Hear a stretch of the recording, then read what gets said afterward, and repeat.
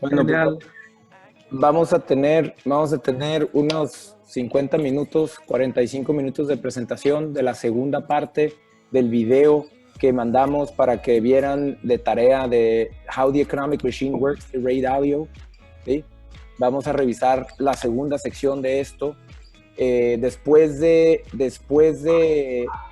estos 45 minutos podemos tener unos 15 minutos de preguntas y respuestas, pero no quiero que se los detengan hasta entonces. Si mientras la presentación tienen alguna pregunta, es mejor enriquecer y hablar de bajar un poco lo que vemos teóricamente en este video, que es excelente lo que nos presenta Ray Dalio, bajarlo un poco a la realidad actual, porque hay que tomar en cuenta que este video lo ha de haber producido él hace como 3 años.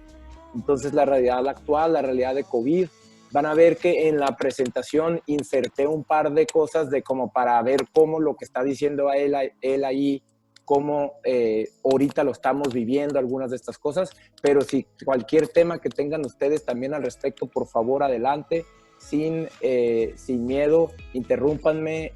No es un curso así de un catedrático que, o sea, adelante, el chiste es que sea esto una discusión y que aprendamos todos juntos.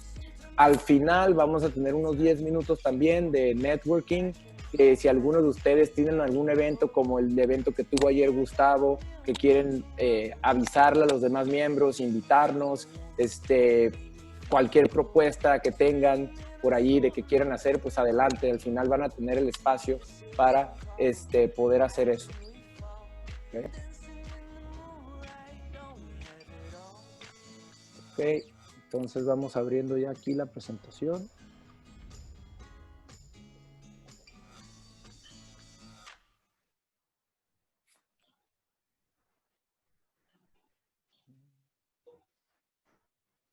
Entonces, vamos a invitar a mi...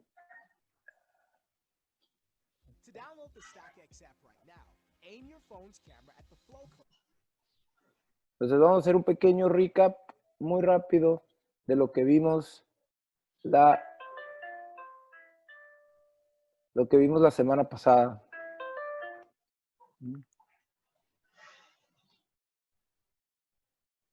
Okay. Vamos a compartir aquí share screen. Share screen, ok. Ahí por ahí hay unas personas que están entrando.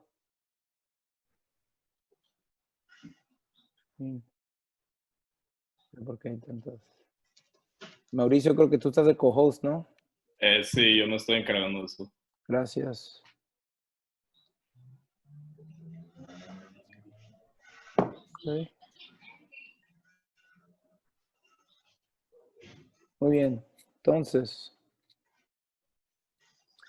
estamos siguiendo este curso. El curso de Economic Machine Financial Markets tiene cuatro grandes sesiones, que es How the Economic Machine Works, How Stock Market Works, cómo se pone el precio de un stock market, cómo una compañía se evalúa, la valoración, cómo se evalúa una compañía.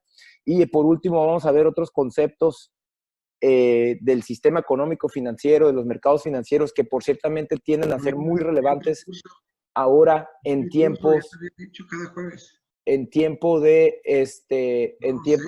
COVID. ¿Sí? Muy bien. Entonces, también te encargo, Mauricio, por favor, que me ayude.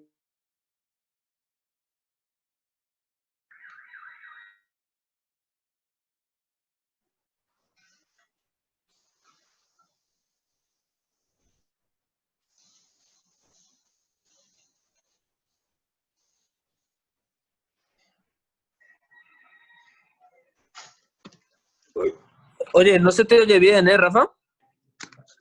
No sé si... Rafa, no te escuchamos. Sí, ahí se ha cortado. Lleva como 1 minuto o algo así, sin sonar.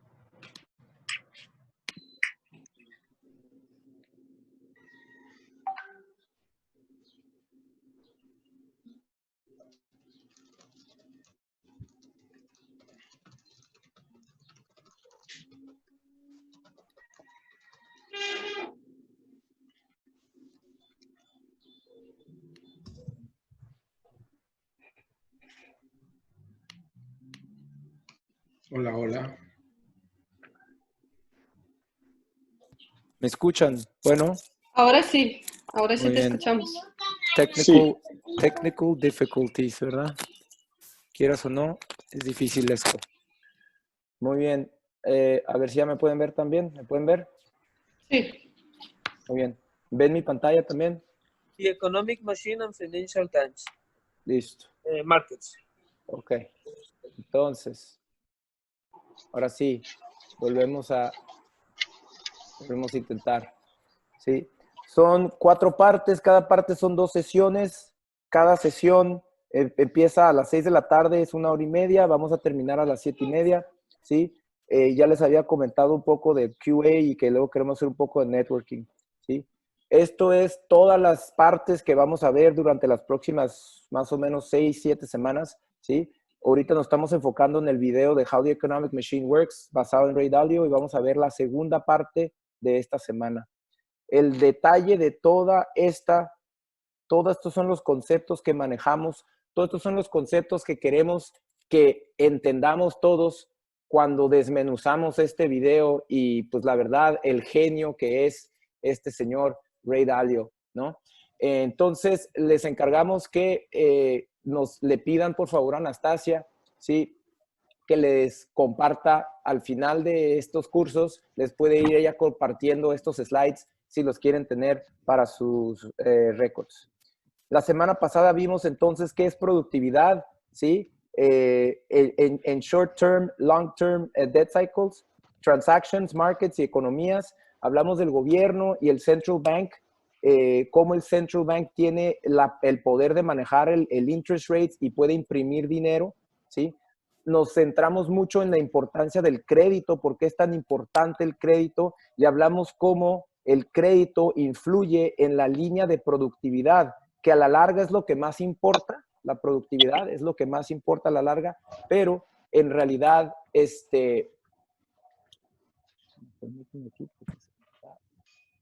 entiendo qué pasa con mi computadora, ¿me escuchan? sí te escuchamos.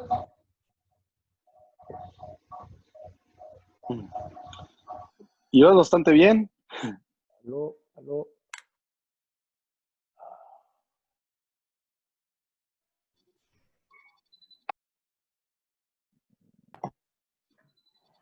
Buenas tardes, sí se escucha muy bien.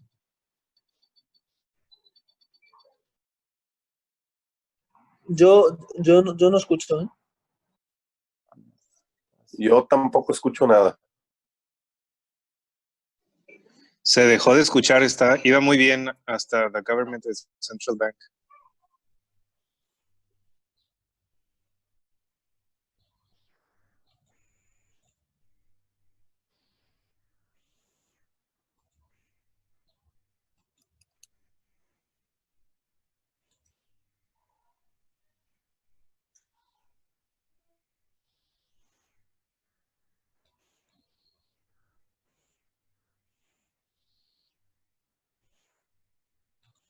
¿Aló? ¿Ya me Hola, escuchan? Rafa. Sí, te hemos vuelto a perder. Uf, Oye, a lo mejor parece como tema de tu red. A lo mejor te sirve conectarte a los datos o algo así, no sé. ya intenté, me cambié a LAN, a ver si ahora estaba en Wi-Fi para poder usar la cámara principal, pero me cambié a LAN. ¿Ya me escuchan? Porque se me Sí, congeló como por un par de minutos. Sí, Sí. ahora sí, te volvemos a escuchar bien. Ok, gracias. Entonces, hablamos mucho de la oportunidad de por qué el crédito es tan importante y cómo el crédito afecta la productividad en el largo plazo o en el corto plazo. Y por último, terminamos en cómo pedir un crédito es como jalar hacia el futuro, traer desde el futuro, traer tus gastos futuros, traerlos al día de hoy, ¿sí? ¿Y cuál es la diferencia entre el buen crédito y el mal crédito? No sé si alguien quiera nada más tomar un minuto o dos para resumir lo que a ustedes les gustó, entendieron, o cosas que desde la semana pasada han como que pensado al respecto de este tema. Adelante, lo abrimos si se les han ocurrido algunas cosas que quieran discutir ahorita antes de empezar la segunda parte. Sí, yo, me quedó muy claro, Rafa, el tema de la importancia del crédito y además cómo es muy importante invertir en las verdaderas vocaciones, ¿no?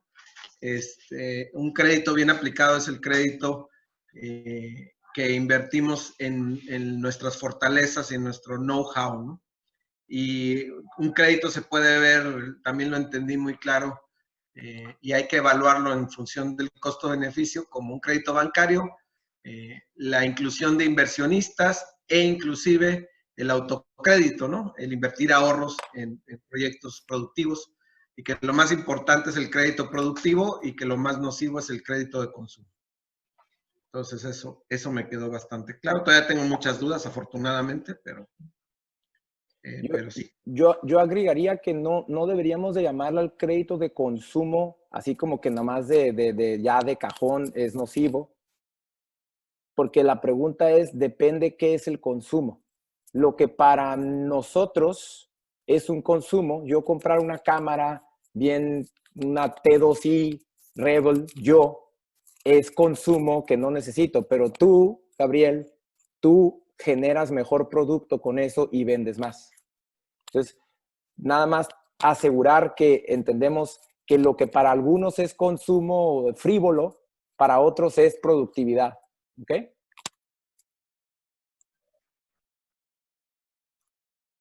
¿Algún otro comentario de la semana pasada? Ya todo el mundo, me imagino, vimos el video. Adelantémonos si queremos a lo que vamos a ver. No quiero yo nomás estar hablando aquí. ¿Qué nociones del video les llamaron la atención? Y a lo mejor nos vamos directo a empezar a hablar por eso. Adelante, cualquier persona. Oye, Rafa, de lo que ya hemos platicado es de los ciclos, ¿no? Creo que es un tema importante que tenemos que ir conociendo porque pues, vamos a estar en ciclos en cada momento, saber cuándo es tu ciclo para invertir, para sacar créditos y cuándo realmente es el ciclo para pagar de alguna manera. Y también yo te preguntaba en ese momento del ahorro o de estos márgenes, también decías, ¿no? Hay que usarlos justamente para esos momentos, ¿no? Entonces tenemos que entender la economía no como algo lineal, aunque seamos productivos, sino que son curvas que suben y bajan, pero cada vez entre más productivos, entre la subida y la bajada, pues siempre vamos obteniendo ahí un mejor nivel. Y que también hay una curva mayor, que estas son pequeñas curvas de 7, 8, 10 años, y que hay unas que son de más largo plazo, que se sienten más fuertes las caídas, pero que también de la misma manera tendrán a recuperarse, ¿no? Esto es un tema que me ha llamado la atención porque, pues, si revisas la historia, pues así se va dando el tema de la economía. Así es. Les mandé al grupo de WhatsApp una foto de uno de los libros más recientes o menos antiguos de Ray Dalio, que se llama Big Debt Crisis. ¿Sí?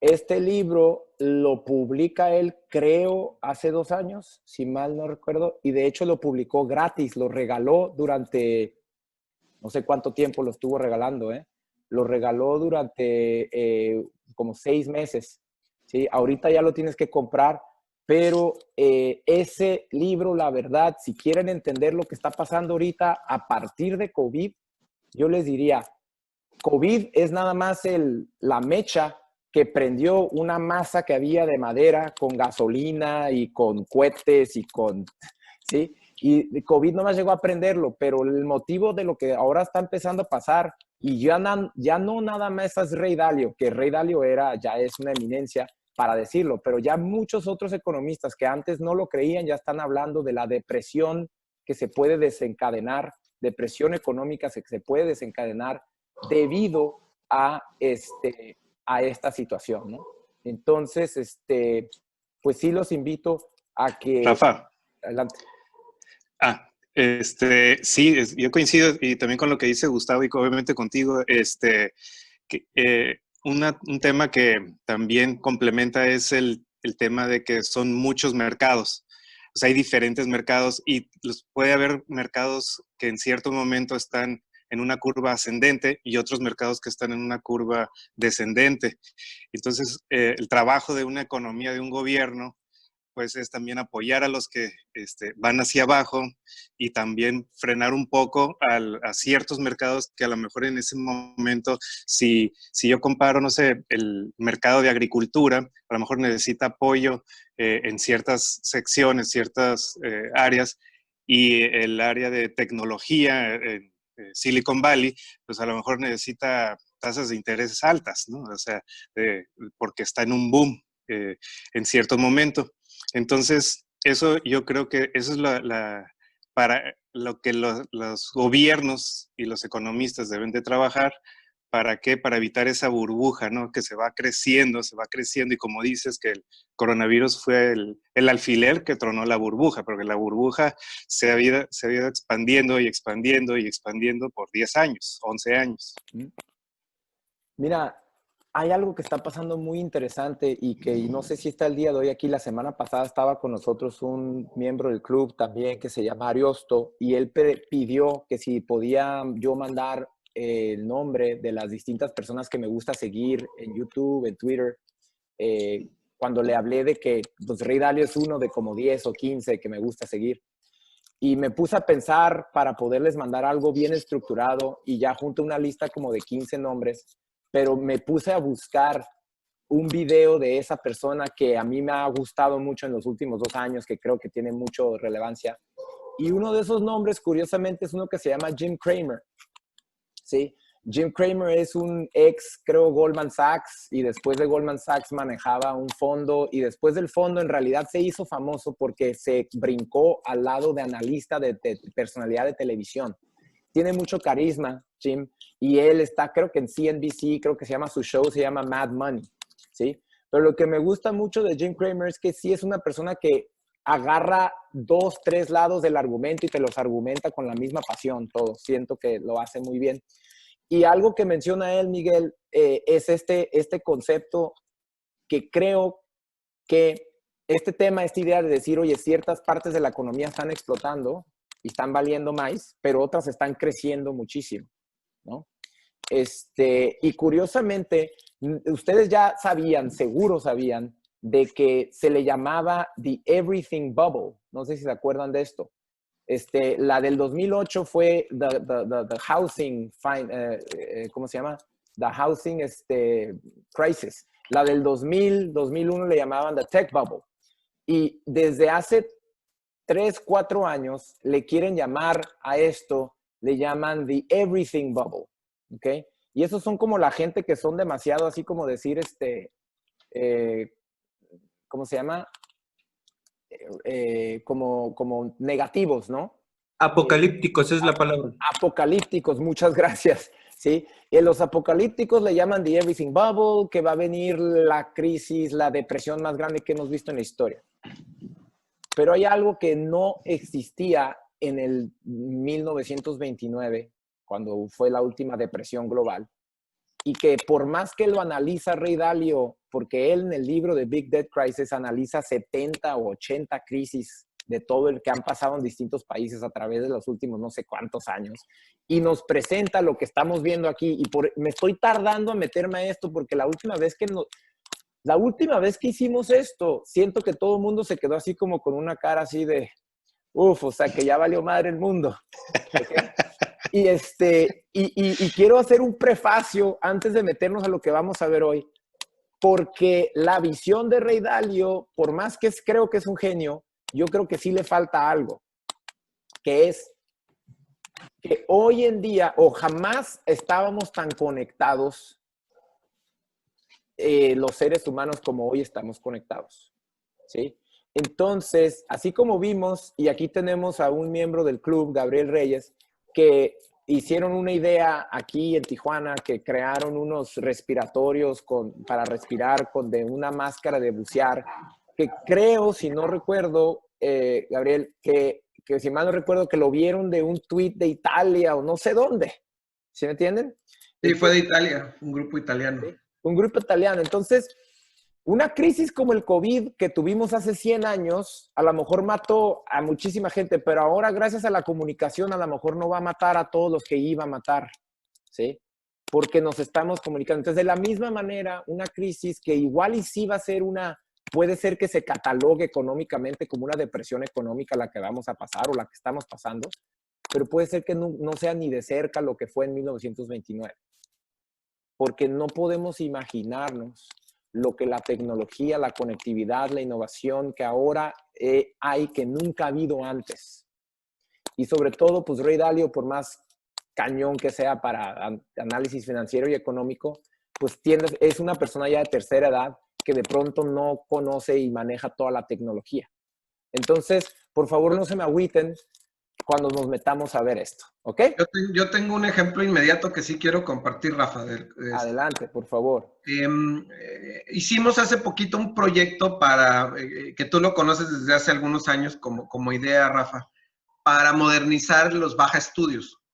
Presentamos el proyecto a los dueños, les encantó, hicimos un trato, apalabramos socios con inversionistas de San Diego y todo. Y pues naturalmente justo cuando literalmente ya con cartas de intención, con flujo financiero, con gente con muy buen currículum, y cuando estábamos ya cambiándonos e instalamos la fibra, la superfibra de internet para ya empezar, viene el COVID, ¿no? Y cancelan todo, o suspenden todo. Pero lo que dice Rafa, ¿no? Se corre el rumor, y le llega el rumor a una persona que se llama Sean Radolf, que es el director del Consejo Económico de Bay Area, del área de San Francisco. Entonces, Stanford y este consejo están haciendo un estudio porque, pues naturalmente, ante la crisis del COVID, tienen un big bubble en esa zona de Silicon Valley especialmente. Porque todo está carísimo, porque literalmente en zonas de San Francisco ya no caben físicamente, ya no se pueden expandir. Y entonces su conclusión del estudio es que los dos mejores lugares para expandirse son Nuevo León y Baja California, para la gente de Silicon Valley. Yo ahí lo tengo por escrito, se los mando.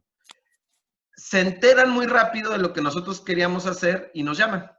Y nos dicen, preséntanos el proyecto porque nos interesa mucho explorar inversión de lo que estás diciendo, además de y activarla lo antes posible. Es lo que estás diciendo, Rafa. Eso no hubiera sucedido hace 10 años, eso no hubiera sucedido hace 30, 60. Porque es una velocidad tan grande la de la comunicación.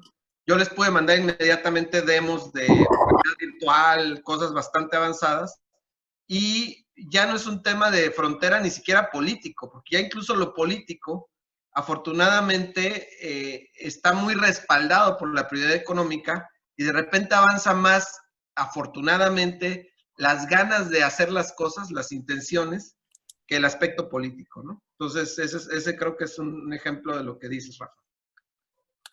Excelente ejemplo. Muchas gracias por compartir. Y bueno, esta es la idea del club, ¿no? La idea del club es que nos enriquecemos todos con lo que estamos viviendo. Somos expertos de distintas cosas. Gabriel Reyes, le pedí que próximamente te voy a poner on the hook enfrente de todos, Gabriel. Ya me dijiste que sí, personalmente. Es un experto de video, de todo, y les dije, oye, estamos haciendo tanto Zoom, ¿por qué no nos das unos tips de una media hora nada más a todos los miembros del club, de cómo ponerla con cosas que tienes en tu casa, cómo hacer que te veas mejor en Zoom, ¿sí? Con la luz y todo esto, porque pasamos, yo no sé ustedes, yo estoy pasando 8 o 10 horas al día en Zoom, ¿sí? Entonces, pues sí, le pedí que nos ayudara a mejorar eso, y por aquí ya Gustavo también se comprometió a darnos, ya que te ves bien en Zoom, ahora Gustavo nos va a dar un tour de cómo manejar bien esta herramienta para hacer todo tipo de reuniones. Yo puedo participar un poco ahí, si no lo manejas tú, Gustavo. Yo he manejado breakout rooms, puedes hacer breakout rooms y puedes meter a gente de llamada por teléfono. Entonces ahí lo podemos hacer juntos. Entonces ahí vamos a ir dando. Muy bien, pues bueno, ya con este buen sentimiento le voy a dar 25 minutos de dolor, que es la parte dolorosa que nos dice Ray Dalio que está ocurriendo, que va a ocurrir. Lo que vamos a hablar en estos 25 minutos es de la fase de expansión y de inflación lo que es la deflación y la recesión. Vamos a ver lo que es un boom, lo que es un bubble. Un tema que es el debt burden, y ya vamos a entender cuál es el long-term debt cycle peak. Y eso nos va a hacer caer a la parte que le llama el deleveraging. Deleveraging es el eufemismo que utiliza Ray Dalio para no llamarle depression, ¿sí? Él le llama deleveraging, ¿sí? Vamos a entender ahí varias cosas del deleveraging. Después nos vamos a ver cómo gobiernos a través de la historia han intentado manejar este deleveraging, ¿sí? Y cuáles son las herramientas que tiene un gobierno para manejar esto, que ya lo estamos viendo que está ocurriendo en tiempo real, ahorita lo estamos viviendo, estas herramientas. Y por último, vamos a llegar a sus 3 reglas de dedo que nos da Ray Dalio para administrarnos como personas y administrar nuestras empresas y administrar las economías en las que vivimos. Muy bien. Entonces, hablando de estos debt cycles que dice Ray Dalio que existen, el primero que él describe es el short-term debt cycle. Y el short-term debt cycle es el tema en donde empieza la gente a gastar más. Por lo tanto, los ingresos de todos empiezan a subir. Esto lo vivimos en los últimos 5, 6, 7 años. Los precios en todo Tijuana, en el Valle, estaban subiendo, la gente está gastando más. Todo es muy bonito.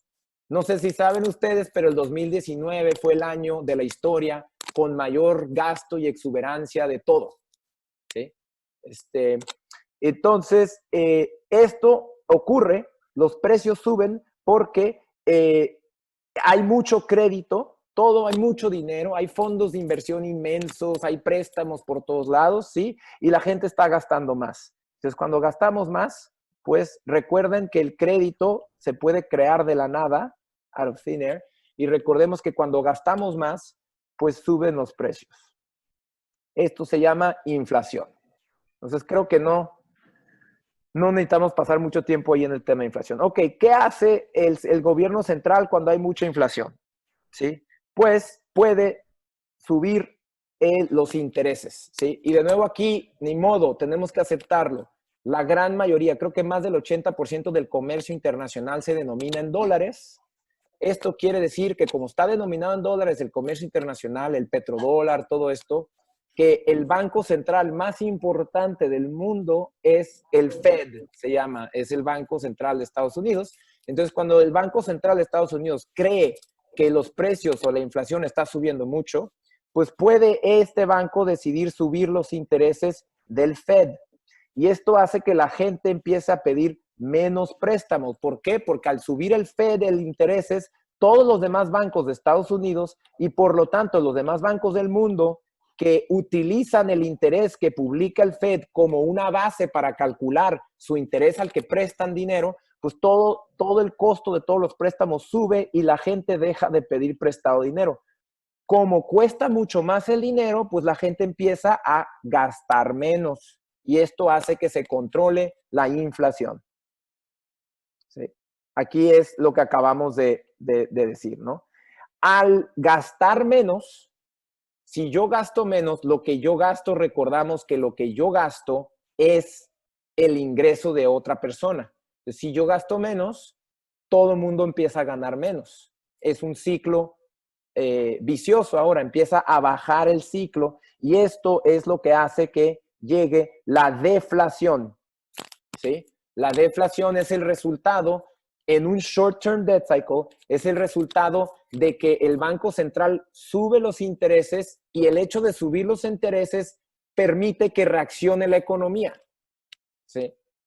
Vamos a tener cuidado porque no siempre funciona, ¿sí?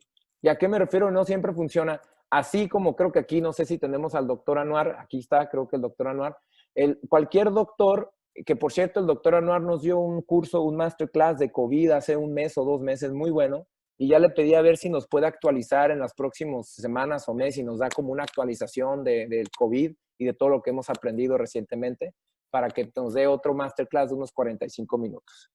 A ver si... entonces, el doctor Anuar les va a decir, y todos lo sabemos, que si abusamos de los antibióticos, llega un momento que por más antibiótico que te tome ya no te va a funcionar. Entonces, de la misma manera, cuando el Banco Central abusa de los intereses, llega un momento que la economía ya no reacciona. Pero en este caso, estamos analizando el caso cuando todavía reacciona.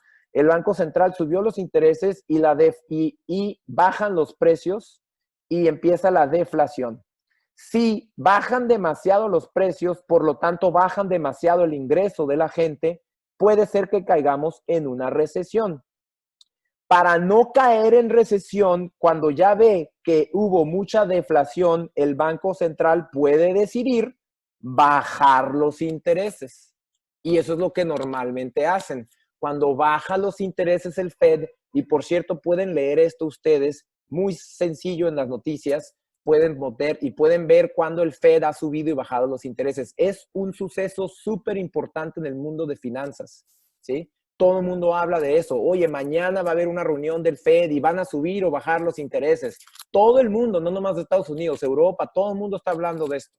Entonces, cuando decide bajar los intereses, eso hace que se hace más barato pedir préstamo. Entonces, la gente empieza a pedir más préstamo y cuando pides más préstamo, pues tienes más dinero para gastar y como tienes más dinero para gastar, pues el ingreso de los demás crece y el ciclo se empieza a reinflar. Y esto es lo que crea el short-term debt cycle. Entonces, ahí quiero pausar para asegurar que entendemos por qué el short-term debt cycle, que según lo que analiza el señor Dalio y todas las economías y la historia que han analizado su equipo de Bridgewater Associates, que es uno de los fondos más famosos de la historia, Bridgewater Associates, ellos analizan que este short-term debt cycle dura entre 5 y 8 años. Y lo que ellos dicen que al final de cuentas, lo que determina esto es la disponibilidad del crédito que está atado simple y sencillamente a la decisión que hace el Banco Central de subir o bajar los intereses. ¿Alguna pregunta del short-term debt cycle? Entonces, ¿esa es la mano invisible que dicen que mueve las cosas? ¿Quién habló? No sé quién habló. Oscar Strempler. Oscar, ¿pudieras decir que esa es una de las manos, la mano invisible que más impacto tiene en la economía global? Sí, es el Fed de Estados Unidos. Y el chairman, ahorita creo que es Chairman Powell, se apellida Powell, el chairman del Fed, Chairman Powell. Corríjame a alguien si no, googleen. Jerome Powell, sí. Jerome Powell. La decisión que él y su gente del Fed hacen es esa mano invisible que tiene mucho más. Sí, claro que sí. Aquí viene el dato, mira. Sí. El Fed, que es el Banco Central de Estados Unidos, maneja más o menos el 70% del dinero del mundo. El segundo banco más importante del mundo es el Banco de la Unión Europea, que es el otro 30%. Ya los demás no tienen no el Banco Central Europeo. Sí. O sea, no el de la Unión Europea, que es distinto. En el Banco Central Europeo que está en ¿cómo se llama? Bruselas, ¿no? No, en Frankfurt, ¿no? ¿No están en Frankfurt? Creo que sí. No sé. Según yo estaba todo en Bruselas, todo lo de la Unión Europea. Pero bueno, puede ser que... Ya es que es entre una euro y Unión Europea. Bueno, perdón. Sí. Entonces, esa es la mano invisible, sí. Cuando baja y bajan mucho los precios, ¿sí? Están bajando los precios y ya vamos a caer en una recesión, ¿sí? Porque los ingresos bajan, pues ellos bajan el intereses y todo el mundo empieza a pedir prestado y eso vuelve a hacer que suba. Cuando subieron mucho los precios y ya hay mucha inflación, pues suben el interés y eso hace que se contraiga la economía y vuelve a bajar. Entonces el gobierno, el Banco Central está tratando de atinarle para que se mantenga la economía en un nivel estable. ¿Alguna otra pregunta?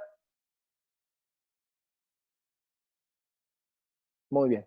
Entonces, el short-term debt cycle ocurre, y por favor, Anastasia y Mauricio, si hay alguna pregunta escrita, me la hacen saber, por favor, no estoy viendo. Sí, claro. El short-term debt cycle ocurre cada 8 años, En realidad, todo el mundo estaba sorprendido porque todo el mundo apostaba, como del 2008, que fue como una recesión fuerte, al 2016 pasaron 8 años y todo el mundo esperaba que ya hubiera otra recesión. Desde el 2016 están hablando de que va a venir una recesión fuerte y han pasado 4 años.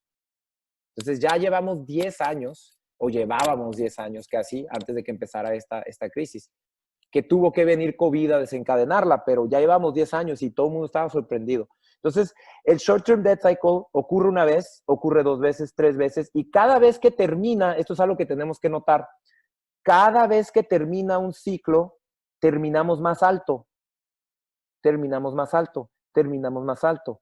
Esto es lo que cada vez hace que la deuda de los países, y pues la deuda más importante de todo el mundo es la deuda de Estados Unidos, ¿sí?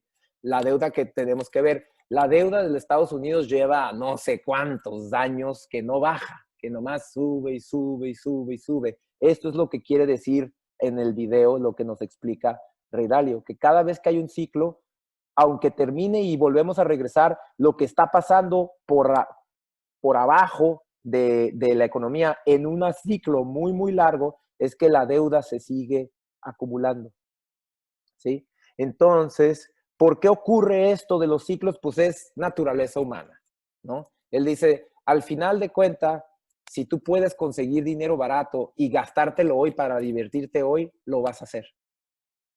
Y estas son las masas, y solo hasta que te veas forzado a pagarlo de vuelta, pues ya vas a cerrar el cinturón y entonces según él analiza que es naturaleza humana.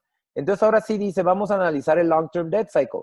Y el long-term debt cycle es un ciclo pequeño, pero cada vez que termina sube más, cada vez sube más, cada vez sube más. Y llega un momento que la deuda nacional o global es tanta que en un ciclo de 70 años, él dice que es 70 a 100 años, pues llega un momento en que ya está tanto que tiene que venir un ajuste, que es lo que se llama, muchos le llaman la depresión de 1929, él le llama deleveraging.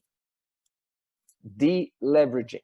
Que la palabra leveraging es como decir apalancarse, es como apalancarse de algo. Y él dice en el momento, pues como estamos tan apalancados con tanto crédito, pues ahora vamos a tener que desapalancarnos. ¿Sí? ¿Se le puede traducir como un rescate crediticio?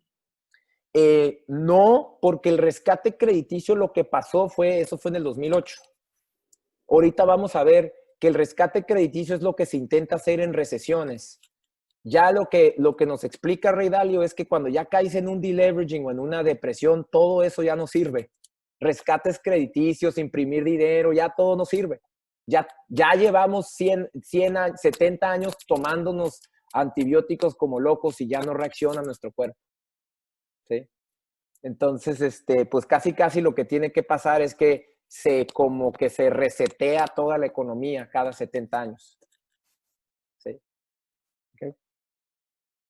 Entonces, ¿qué pasa con el long-term debt cycle? Pues bueno, ¿qué ha estado pasando recientemente? Es un boom, el stock market cada vez, en los últimos 5 años, cada vez escuchaban que el stock market le pegaba un alto, más alto de histórico. ¡Yeah! Todo el mundo, ¡woo! Todo el mundo comprando casas, construyendo nuevos negocios, comprando carros, todo el mundo.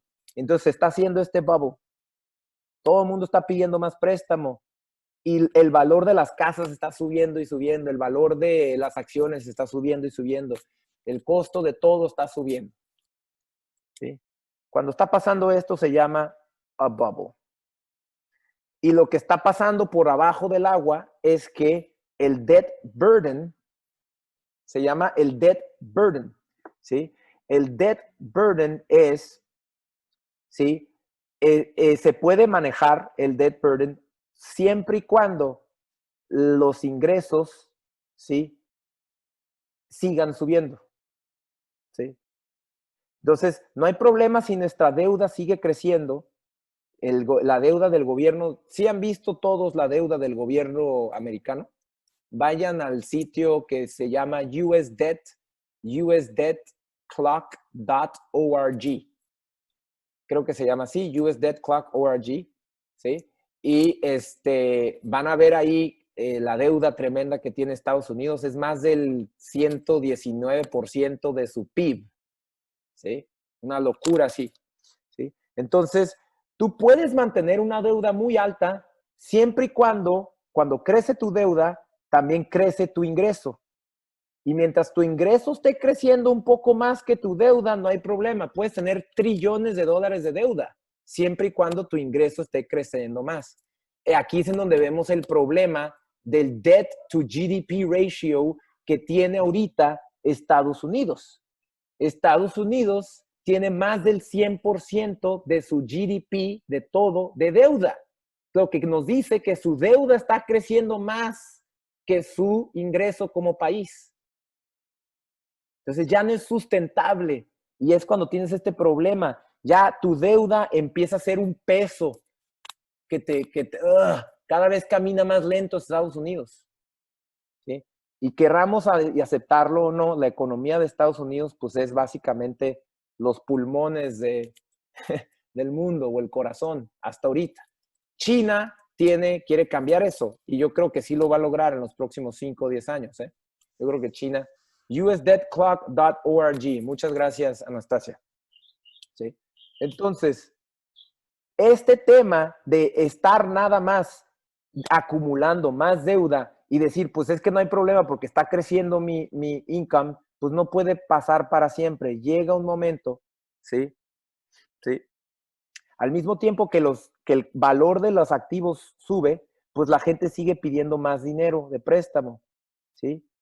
Y eso hace que el precio de las acciones mismas, de los activos financieros, también suba.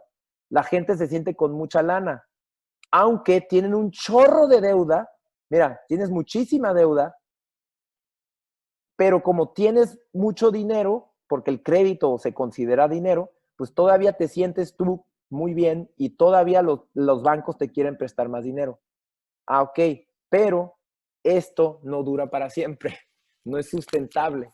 Llega un momento que el burden, el peso de tu deuda es tanto que pierdes tu credibilidad crediticia, ¿sí? El próximo inversionista, el próximo banco que revisa tu balance sheet de tu empresa, dice, oye, pues este año me metiste nomás 10 millones de pesos de ventas. ¿Y tienes cuánto? ¿15 millones de pesos de deuda? ¿Sabes qué? Ya no te voy a dar otro préstamo. Ya te me haces muy riesgoso. Y en ese momento empieza a fallarle todo a tu carrito. Y se empieza a desconchinflar. Y esto es lo que empieza a pasar, ¿sí? Debt burdens empiezan a crecer, ¿sí? Que te generan pagos más grandes de deuda. Esto al mismo tiempo hacen que tus pagos de tu deuda crecen más rápido que tus ingresos y eso hace que dejes de gastar como empresa, como persona, dejas de gastar porque te sientes más pobre, ¿sí? Dices, uy, vamos a dejar de gastar. Y cuando una empresa o una persona empieza a gastar menos, eso quiere decir que el ingreso de los otros baja porque yo estoy gastando menos. Entonces empieza un ciclo negativo, ¿sí? Los ingresos de todo mundo empiezan a bajar, que hace que la gente pierda su credibilidad ante el banco, pueden pedir menos dinero, se pierde el crédito y aquí llegamos a este punto según Ray Dalio. Y Ray Dalio dice que él, según él, cree que en algún momento entre el 2018 y ahora el 2020 ya le pegamos a este punto. Ya pasaron 70 años, ¿sí? Y ya estamos ahí. Si ven la película, véanla, está muy buena, de The Great Gatsby. The Great Gatsby te muestra en una película cómo en los años 20, a finales de los años 20, justo antes de la Great Depression, era un boom increíble. Todo mundo gastando dinero, ¿sí? Eso es ficción, pero está basado en una realidad que ocurrió. En los años 20 hubo un boom increíble. Entonces, en el 29 fue el long-term debt peak y ahí empezó la deleveraging o la depresión del long-term debt cycle. Entonces, aquí tenemos, ¿sí? El deleveraging, ¿sí? Del 29. Esto es el porcentaje del GDP de Estados Unidos, el porcentaje de deuda que tenía Estados Unidos. En el peak del 29 casi eran 300%. 300% de lo que producía en todo un año Estados Unidos era la deuda de Estados Unidos en el 29. Y entonces, tómala. Ahí está la depresión. Ahora, en el 2008, ve la situación que llegamos. Casi 400%. ¿Sí? Y ya hubo una corrección en el 2008. Pero, Miguel, ya no me acuerdo quién habló, funcionaron las medidas drásticas que tomó Estados Unidos en el 2008 de imprimir no sé cuánto dinero y hacer un bailout program de todos los bancos, alcanzó a funcionar. Es como si ya te daban antibióticos y no funcionó nada, pero de repente te metieron un cóctel de 22 super antibióticos y tómala, te curó. ¿Ok? Y eso es lo que pasó en el 2008. ¿Sí? No hubo una depresión y un reajuste de todo. Entonces, ahora parece ser que ya lo vamos a sufrir, ese deleveraging a nivel global, porque parece ser que ya todo lo que quieran hacer no está funcionando. Ahora sí, vamos a ver qué dice, cómo funciona un deleveraging, según Ray Dalio. La gente primero deja de gastar. Eso hace que los ingresos de los demás bajen. Eso hace que el crédito desaparezca. Eso hace que los precios de los activos bajen. Las casas, las acciones, todo baja. Eso hace que los bancos empiecen a sentirse squeeze, se dice. Por un lado, ¿sí? Luego ahorita les explico. Por un lado, la gente empieza a venir a pedirle al banco, voy a retirar mi dinero, porque no quiero tenerlo ahí en el banco en dólar, mejor lo retiro y compro oro, ¿sí? Entonces el banco está sangrando dinero por un lado porque todo el mundo le está quitando sus ahorros y por otro lado más gente viene a pedir dinero. Oye, necesito dinero porque no hay crédito, todo el mundo está pidiendo, ¡ah! ¿Sí? Por el otro lado, los que prestaron, los préstamos que hizo en los últimos 6 años, pues ya no le están pagando de vuelta porque no hay dinero. Pues no te puedo pagar la deuda. Entonces, le deja de entrar dinero al banco y todo el mundo le quita dinero. Entonces, se llama banks get squeezed. Banks get squeezed. Hay un stock market crash. Ya vivimos hace 2 meses un stock market crash de 30 y tantos %, de 20 y tantos, no me acuerdo cuánto bajó el stock market. Y empiezan a subir las tensiones sociales. ¿Sí? Esto es lo que ha pasado históricamente cuando hay un deleveraging. Entonces, es un dominó, ¿sí? Primero, baja mi ingreso. Eso hace que mis pagos de mi deuda suban, ¿sí? Eso hace que pueda yo pedir prestado menos, ¿sí? Y eso hace que sea menos credit worthy. Entonces, como ya no tengo yo capacidad de pedir, pues ya menos bancos me dan. ¿Sí? Para cuando tú ya no tienes dinero de tus ingresos, pues ¿qué vas a hacer? Para poder pagar tu deuda, vas a empezar a vender tus activos. Entonces, pues ni modo, mi amor, vamos a tener que vender el apartamento que habíamos comprado en Adamant para poder pagar la deuda, ¿sí? ¿Sí? Entonces, ¿cuál es el problema de eso? Que no nomás eres tú quien decide hacer eso, sino que son todos los dueños de apartamentos que compraron que no necesitaban, ¿sí? ¿Cuánta gente compró apartamento como una inversión? Todo ese boom que hubo en Tijuana en los últimos 8 años de apartamentos y todo. Y dices, ¿quién vive ahí? Nadie, lo estoy rentando en Airbnb, ¿sí? Todos esos apartamentos la gente deja de pagar. Airbnb ahorita está con unos problemas horribles.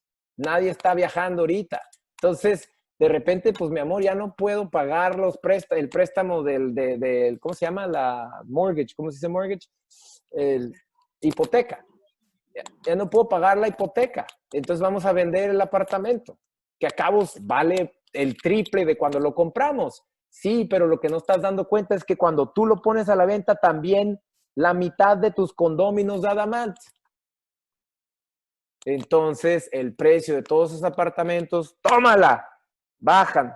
Y el real estate se cae, ¿sí? Y los mercados ¿cómo se llama? De las acciones, empieza a bajar. The stock market collapses.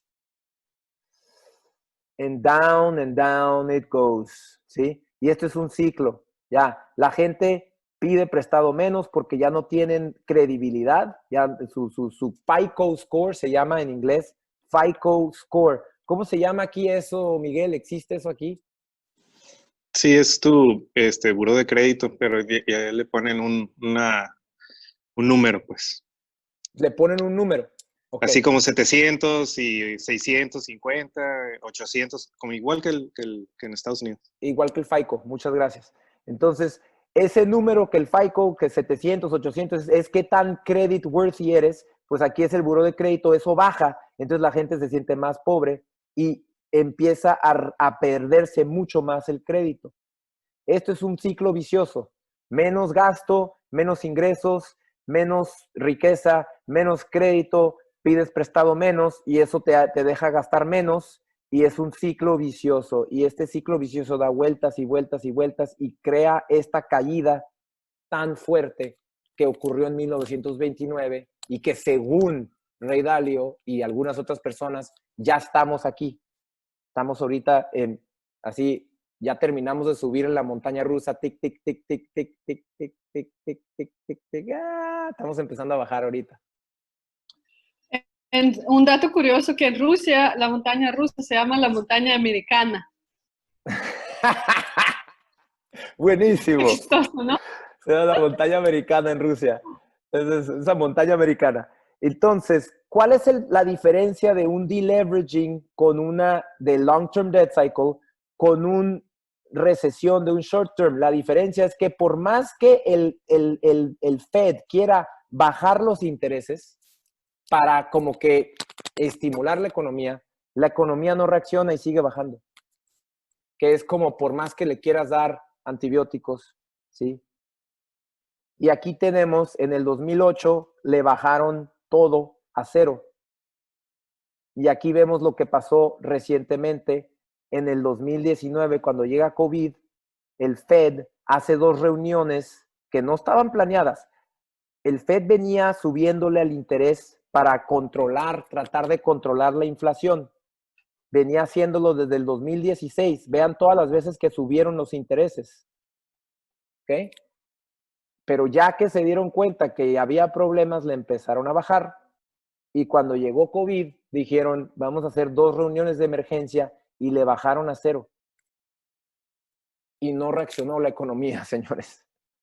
Sí, le bajaron a 0 ahora en marzo, creo. Y la economía no ha reaccionado. Se sigue contrayendo. Entonces, ya los bancos próximamente no van a querer prestar a nadie, pero eso ya no hay problema porque los que pedíamos prestado tampoco queremos créditos. Porque no me des crédito porque no tengo con qué pagarlo, ¿sí? Y entonces empieza la economía. ¿Esto qué quiere decir? Que si todas las personas ya no tenemos un FICO score, un buró de crédito, eso hace que una industria pierda su credibilidad y a largo plazo hace que la economía completa pierda su credibilidad. El FICO score de la economía, ¿sí? De todo. Y eso pues ya te lleva a esta crisis, deleveraging. No sé si ahí tienes alguna pregunta.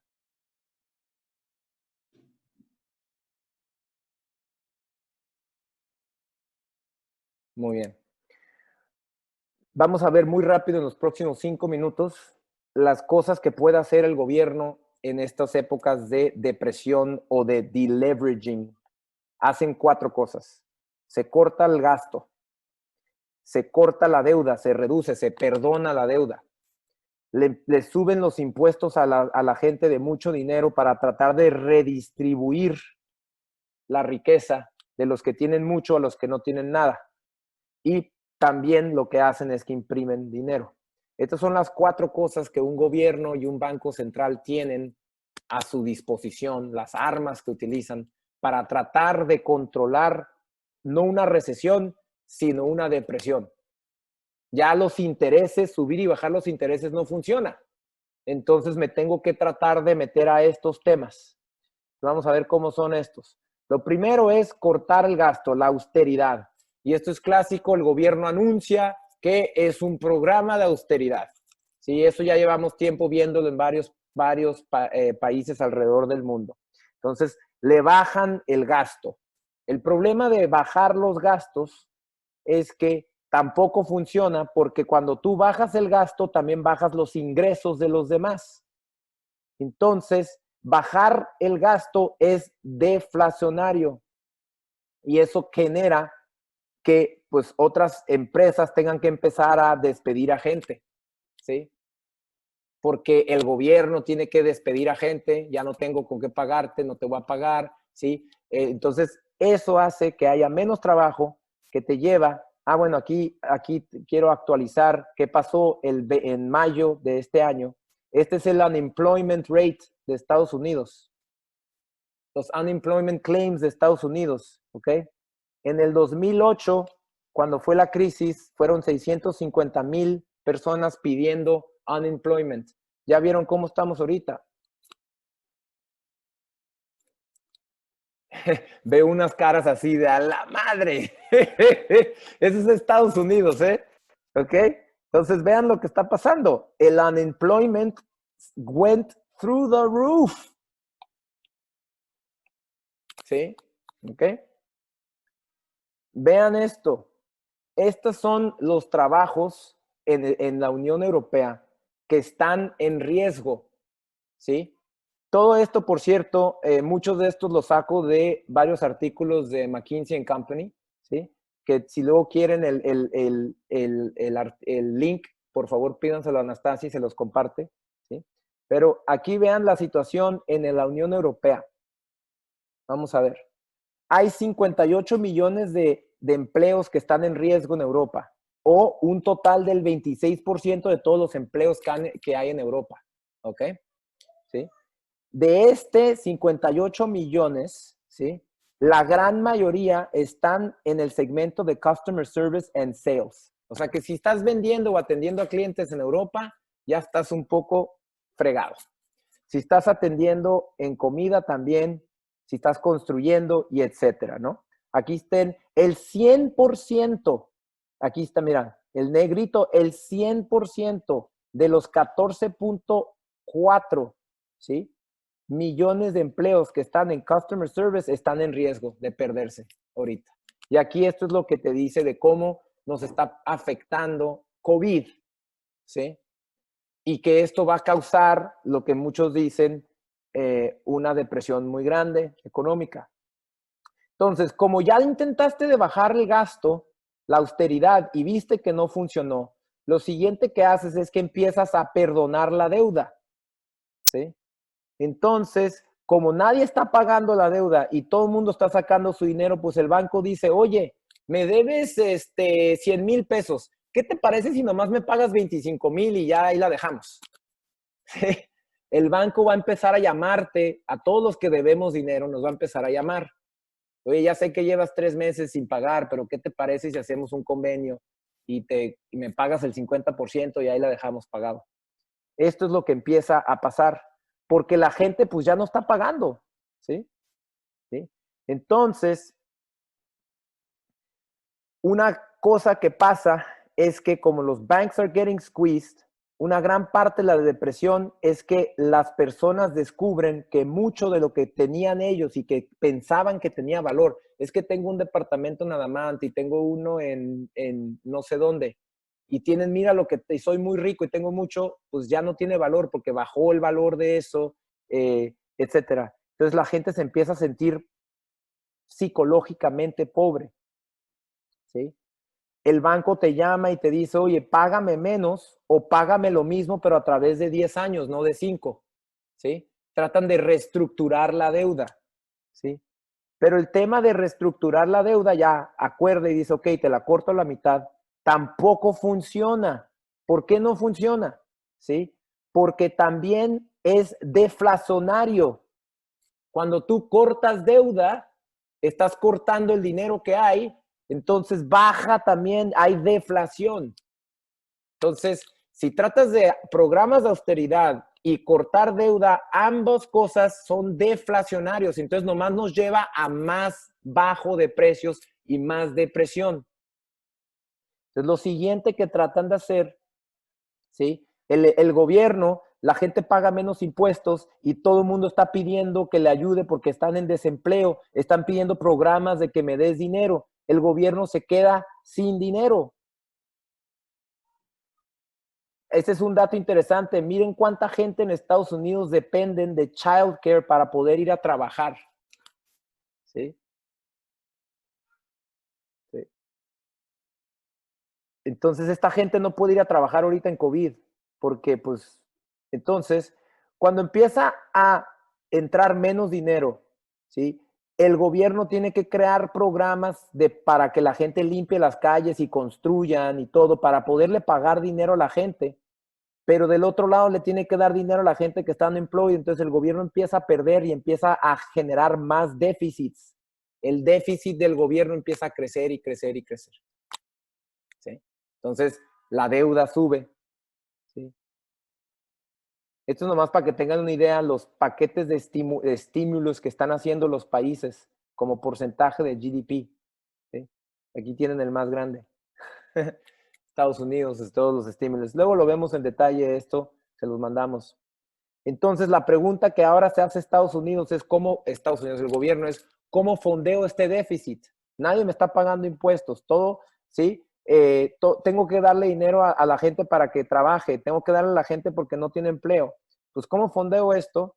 Pues, la primera cosa que se le ocurre es que le subo los intereses a la gente que tiene mucho, los impuestos, a la gente que tiene mucho dinero.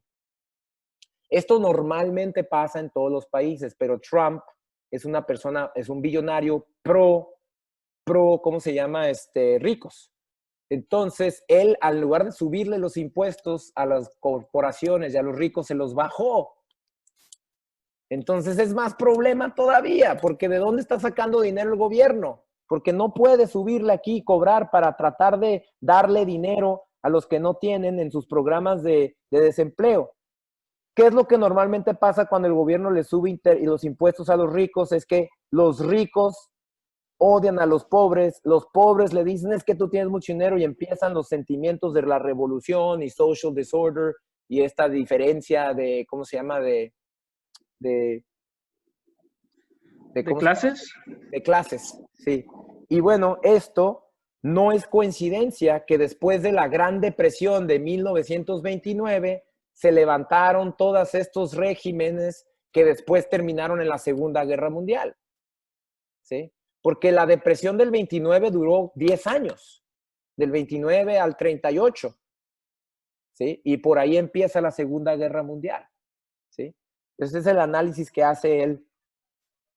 Entonces, como hay mucha presión para que el gobierno detenga la depresión, ¿qué es lo que hace el gobierno? Pues no tengo dinero. Oye, pero yo tengo a alguien que se llama el Banco Central. Y el Banco Central tiene el derecho de imprimir dinero. Entonces empiezan las imprentas a imprimir dinero como locos. Y la idea es la siguiente. Y aquí yo creo que voy a terminar para ya abrir a preguntas. La idea que explica Ray Dalio es que hay una manera de hacer lo que él le llama beautiful deleveraging, que es un balance muy delicado entre las 4 fuerzas que tiene el gobierno. 3 de esas fuerzas, que es austeridad, recortar deudas y subir impuestos a los ricos, estas 3 son deflacionarias. Imprimir dinero es inflacionario. Entonces, lo que explica Ray Dalio, que es la clave de su receta para todo gobierno, es trata de medir cómo está todo esto que está pasando, trata de medir cuánto está perdiendo deflacionariamente tu economía y nada más imprime lo equivalente para que mantengas un balance. Y si logras hacer esto, va a ser un beautiful deleveraging y no vamos a caer en una depresión tan fuerte y no va a haber hiperinflación y la hiperinflación ya no nos va a llevar a este desorden social que puede terminar en la Segunda Guerra Mundial. ¿Sí? Aquí tienes cuánto imprimió de dinero Estados Unidos en los 20s, ¿sí? De estar imprimiendo aquí, de repente cuando llega el 29, tómala, vean cómo empezaron a imprimir dinero. Pues aquí tenemos la curva en el 2008. Ojo, si ven que aquí imprimieron 2.6 trillones de dólares en el 2008, ¿saben cuánto acaba de imprimir Estados Unidos hace 2 meses? ¿Mes y medio? ¿Alguien sabe? 6 trillones de dólares. 6 trillones. 3 veces más de lo que imprimieron acá en el 2008. Lo acaban de hacer ahorita. Y lo están repartiendo a todo el mundo. Ya ves que le están regalando $1,200 a todo el mundo, cheques y todo. ¿Sí? Entonces, en el momento que empiezas a imprimir, ¿sí?, dólares, eso hace que el precio de los activos suba. ¿Saben por qué? Después de que hizo un crash el financial market hace 2 meses, mes y medio, el Dow Jones, el Stock, el Nasdaq hicieron un crash muy fuerte. ¿Por qué están volviendo a subir ahorita? Porque como imprimieron 6 trillones, pero la mayoría de esos 6 trillones, más de 3 trillones de esos dólares, se los están dando a los bancos y a los fondos y a todos. Entonces, los precios de esos activos financieros rebotaron y volvieron a subir. ¿Sí? Porque se imprimió mucho dinero y están comprando. No sé si se saben lo que está haciendo el gobierno central. El Banco Central imprimió 6 trillones de dólares y el gobierno lo está usando para comprar no lo que la gente produce o servicios, lo está usando para comprar las acciones y los bonos de las empresas que están fallando ahorita. Las empresas que están fallando ahorita son todas las aerolíneas, todos los cruceros, todo eso es lo primero que está fallando. Y el gobierno les está comprando sus bonos, les está comprando sus acciones para mantenerlos a flote. Y por las eso, petroleras. Sí, las petroleras, les está comprando todo para mantenerlos a flote, y eso hizo que sus acciones, que hicieron un bajón de 20-30%, vuelvan a subir. Pero eso es nada más el efecto de que imprimieron 6 trillones de dólares. ¿Sí? Entonces, al imprimir dinero, eso trata más o menos de estimular la economía. Abren programas inmensos de desempleo, que es lo que pasó, por eso ahorita hay 6 millones de, ¿sí? Y sube un poquito el income de la gente, sí, pero esto hace que el total debt burden, ¿sí? ¿Sí? Si tú imprimes mucho, ¿sí?, es muy riesgoso, es una actividad de balance muy, muy delicada, y muy seguido ese balance no se logra. Si lo logras, pues es un beautiful deleveraging. Es mucho más bonito estos próximos 5 años que los últimos 5 años en el que todo el mundo gastaba como loco y nomás había deuda y deuda que crecía. Si tú logras hacer un beautiful deleveraging en los próximos 5 años, si la economía del gobierno mexicano, el gobierno americano lo logra, los próximos 5 años van a ser increíbles para hacer nuevos negocios y crear nuevas cosas, y van a ser increíbles. Mucho más que los últimos 5. Pero el problema es que muy seguido, ¿sí?, alguien se pregunta, oye, ¿qué no si imprimes dinero? ¿Eso causa hiperinflación? La respuesta es no, si lo que imprimes es exactamente lo mismo que se perdió deflacionariamente por la austeridad, por el corte de la deuda y por el subir impuestos. Si logras eso, no va a haber inflación, pero no, es muy raro que eso lo logres, y los países normalmente caen en este problema. Políticamente te conviertes en el héroe, políticamente, como Trump lo está queriendo hacer. Trump, desgraciadamente, no sabe todo esto y tiene un ego de un niño de 10 años. Entonces, él se ve como el salvador del mundo cuando imprime tanto dinero, y políticamente cree que está bien. Eso está en un riesgo de que Estados Unidos caiga en un problema de hiperinflación. ¿Sí? Porque si no se mide lo que imprime con lo que necesita la economía, pues puede caer en un problema de inflación, porque no se logra este balance. Y ahí le dejo, faltan 15 minutos para que termine la hora. No sé si tienen alguna pregunta. Yo creo que va a estar muy interesante las elecciones, y esa idea que tiene Trump de no tocar a sus amigos los ricos, pues, porque él es uno de ellos, le va a funcionar. No sabemos si le va a funcionar porque pues hay, como dijiste, 6.6 millones de desempleo y eso puede cambiar un poquito la estrategia que siga y se va a poner muy interesante, yo creo que las elecciones, porque aparte ya sabemos que no es por la mayoría, sino por colegiados electorales, o no sé cómo es la traducción del sistema que utilizan los americanos, pero sí tiene pocas herramientas para salvar Trump la economía. Sí, y en gran parte no es culpa de él. O sea, él entra al final de este ciclo y no es culpa de él que esté la economía así. Pero lo que sí es culpa de él es que, pudiendo reaccionar bien, ¿sí? Él está más preocupado por la óptica política de cómo se ve él que de lo que necesita el país. Entonces esa es la dificultad. Es el motivo por el que yo creo, y Ray Dalio también, él es, bueno, yo creo gracias a que leo cosas de él y de varias personas, él escribe algo que se llama The Changing World Order. Es un nuevo libro que está escribiendo, pero no se esperó a publicarlo, ya lo está publicando gratis en LinkedIn. Está publicando capítulo por capítulo gratis en LinkedIn. Y si lees su Changing World Order document, él argumenta que en los próximos años va a cambiar el orden político financiero y ya va a ser China el nuevo país y la nueva moneda que va a sustentar la economía del mundo. Porque Estados Unidos ya está como se le está poniendo, the sun is setting on the empire, on the fiscal, financial empire that the U.S. has had since 1944, que fue Bretton Woods.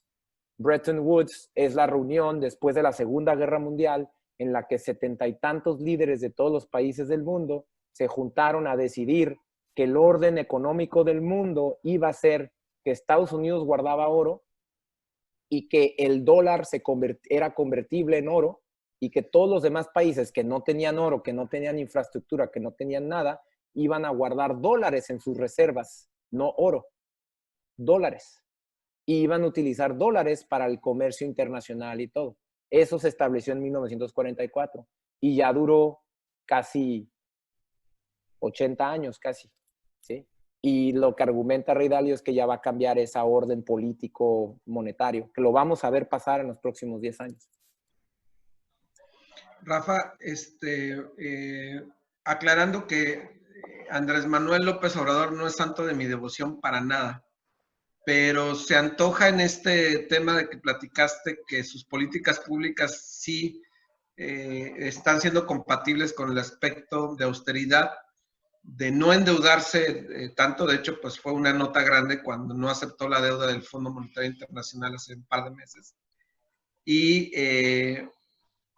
de aumentar los impuestos, a tratar de redistribuir el aumento de los impuestos a ricos y redistribución a los pobres. ¿Cuál es tu opinión de experto en estas políticas públicas?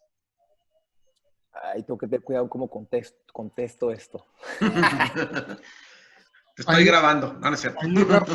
Rafael, no sé si puedo opinar a partir de lo que Por favor, gracias, me salvó Ismael. Te salvaron, cabrón, te salvaron, güey. Miren, aquí la diferencia de lo que sucede en países como Europa y Estados Unidos es que estamos hablando de un nivel de endeudamiento de su economía de alrededor de 120% de su PIB. ¿Qué quiere decir? Que si utilizaran todo el PIB de un año no les alcanza para pagar su deuda. Cuando Peña Nieto llega al poder, recibe el nivel de endeudamiento del PIB en México de 35%. Cuando se va, lo deja en 55% del PIB. El enojo es de que ¿por qué aumentó tanto la deuda si nosotros no se vio bien? Pues ya sabemos el tema de la corrupción y qué es lo que hace que llegue López Obrador. Ahorita hay margen de maniobra en México, a diferencia de Estados Unidos y de Japón. Japón es el país más endeudado. Lógicamente dicen, oye, ahí están creando dinero out of thin air, como decía Rafa. Aquí en México sí hay margen de maniobra para aumentar el nivel de endeudamiento de un 55%.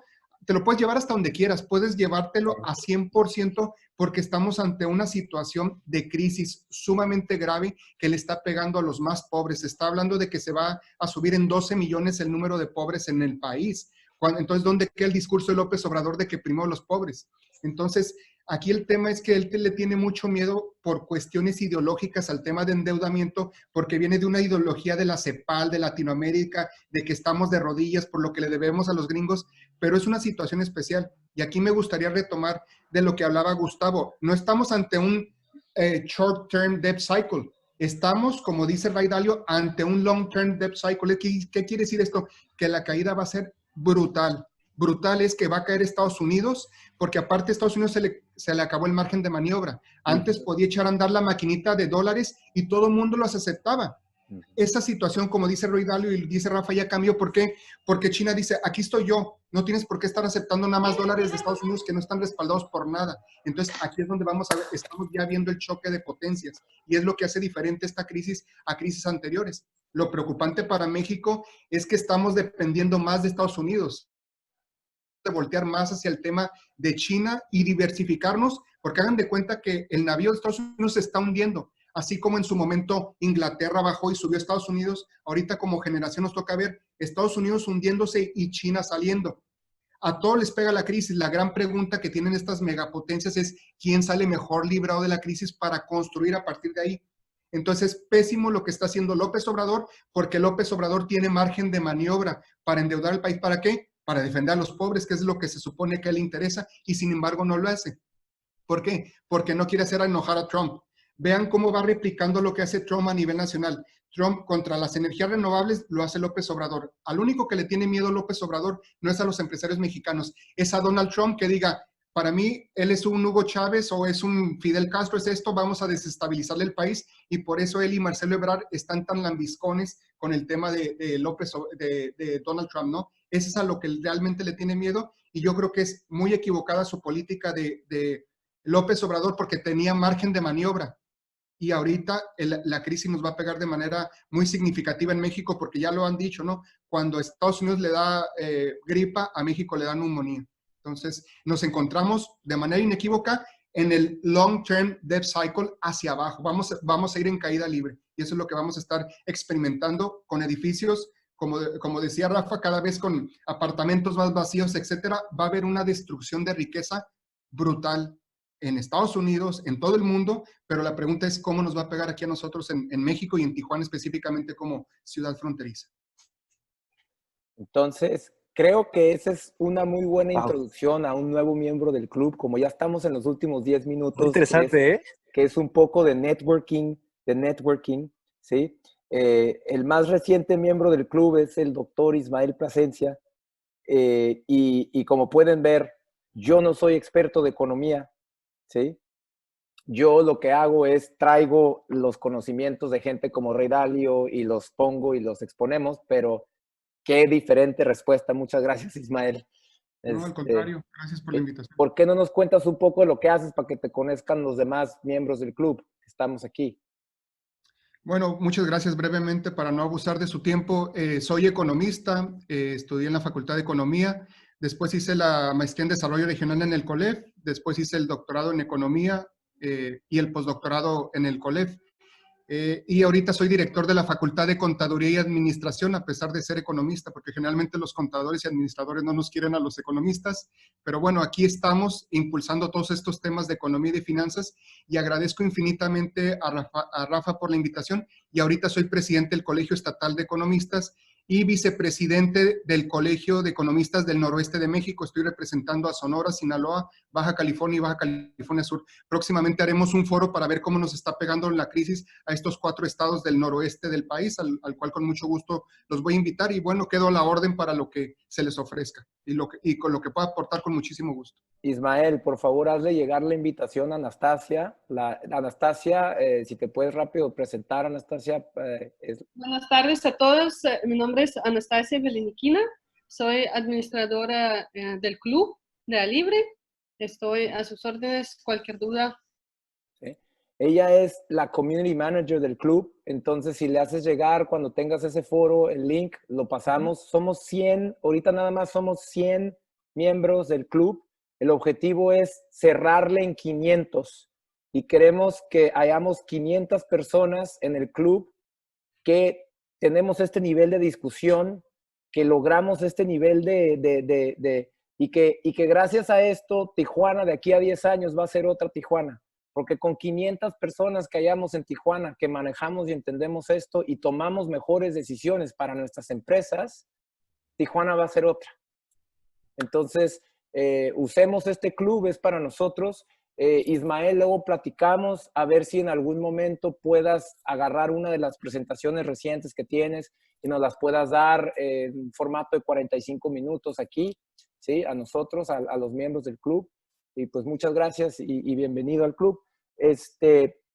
Termino con las 3 reglas de Rule of Thumb que nos deja Ray Dalio, ¿sí? Y si no lo vieron o lo vieron una vez, vuelvan a ver el video de 30 minutos, que estoy seguro que ahora que ya hablamos y lo desmenuzamos, les va a caer el 20 ya muy fuerte. Número 1, regla de Ray Dalio. No dejes que tu deuda crezca más que tu ingreso. ¿Sí? Que ese es el problema que ya tiene Estados Unidos, ¿no? Y es lo que nos explicó Gabriel, Ismael, que ese sí lo tenemos, en México tenemos ese campo para maniobrar, ¿sí? Nuestra deuda es menos de nuestro ingreso. Entonces, número 2, no dejes que tu ingreso crezca más que tu productividad, ¿sí? Porque después te vuelves, sí, uncompetitive, que es lo que le pasó a Estados Unidos también. Se pagan salarios muy altos y no son tan productivos como China y como India, ¿sí? Y ya están en un problema, ya no pueden competir contra China y contra India, ¿sí? Número 3, haz todo lo que puedas hacer para aumentar tu productividad. Y aquí entra la parte que Gustavo mencionaba ayer en su libro, que es, pues, ¿qué es lo que más puedes hacer para aumentar tu productividad? Es invertirle a tu educación, ¿sí? Y educación, ¿sí? Mientras más te eduques, más productivo vas a ser. Pues esas son las 3 reglas de Ray Dalio. ¿Qué vamos a ver la próxima semana? Vamos a empezar a ver cómo funciona un stock market, ¿sí? Cómo se ponen los precios de una, ¿cómo se dice? Un stock, de una acción. Una acción en los mercados como lo es el New York Stock Exchange o el Dow Jones. Vamos a entender varias cosas, qué es el order book, cómo es el price of a stock, how does it clear, margin trading, short selling, derivatives, short squeeze, muchísimas cosas. Empezamos a ver la siguiente semana. Esta sesión se divide, este número 2 creo que se divide en 2 o 3 semanas porque es bastante pesado, ¿sí? Y nomás les aviso, yo no soy experto de estas 2 cosas, soy un aficionado de la gente que es experta, ¿sí? Que me dio muchísimo gusto que tengamos un experto doctor en economía hoy para cerrar esto con un broche de oro. Muchas gracias, Ismael. ¿Sí? Gracias a ustedes. Yo soy experto de esto.